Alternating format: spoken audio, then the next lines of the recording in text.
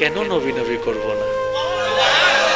Supreme কোর্টের order যখন চলে আসলো, এবার আল্লাহর বান্দা নবীর উম্মতে মনে মনে ভাবতেছে কালকে আমি নামাজ পড়বো না, কালকে আমি বাটপারি করব। সে শুনছে কিন্তু কলম চলে না, আর কলম চলে না, আর কলম চলে না, আর কলম চলে না। এবার তাকে প্রশ্ন করে কেন চলছে না? বলে যে এখনো তো করে নাই, এখনো তো করে নাই, করলে লিখবো, করলে লিখবো। এবার সে বান্দাটা ভুলটা করে ফেললো, যেটা সে কল্পনা করেছে সে গুনাহটা করে ফেললো। এবার সে কলম প্রস্তুত, এখন লিখবে। এবার রব্বে কারীম বলে এই ফেরেশতা তারা এখন লেখিস না। বলে আল্লাহ করছে তো, এখন লিখবো না? বলে যে না, করেছে তো করেছে, 2 মিনিট পরে যদি তওবা করে আমি তো মাফ করে দিব, আমি তো মাফ করে দিব, আমি তো মাফ করে দিব।